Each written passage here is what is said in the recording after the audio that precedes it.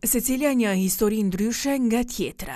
Të 16 librat nga krijimtaria e nobelistit gjermano-zviceran Hermann Hesse në gjuhën shqipe i gjeni në librarinë Dukagjini. Promovimi i serisë së librave u bë këtë enjte në qendrën Agim Luka mes mysafirëve vendor e ndërkombëtar që qenë prezent. Përkthyesja anakove fillimisht pati përgëzime për shtëpinë botuese Dukagjini për këtë risi që po sjell për lexuesit.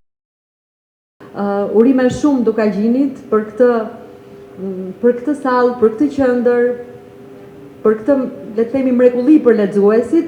Jam njëkohësisht edhe ne përkthyesit jemi ndonjëherë edhe xheloze jam që nuk e kemi një sallë kaq të bukur në Tiranë. Kove tutje foli për periudhën ku nisi përkthimin e librave të Hesse. Unë kisha përkthyer shumë vepra, isha përkthyese mbi 20 veprave letrare.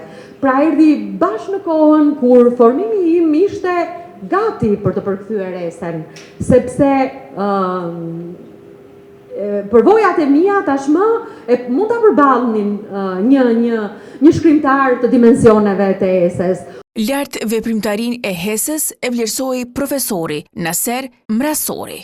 Veprat e tij fillimisht Hesse nuk u mor shumë serioz nga kolegët e tij, sepse ishin vitet e para, dhe pastaj me krijimtarinë e tij, si duket, me jetën e tij, me depresionin e thellë, me shpërndarjen, siç ai e quante, fragmentimin e shpirtit të tij, erdhi edhe krijimtaria e tij shumë e fuqishme.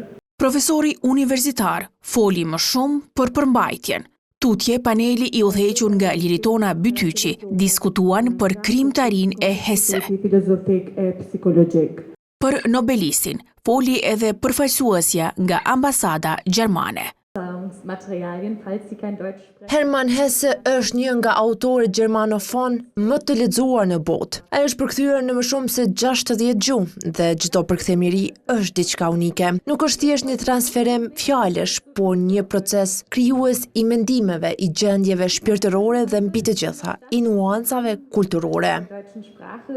Përshtypjet e tij për librat e autorit i ndau edhe përkthyesi Ervin Lani.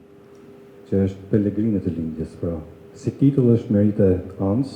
Ujku i stepës, Demiani, Nën rrotë, janë vetëm 3 nga 16 librat që Dukagjini ka sjell për lexuesit.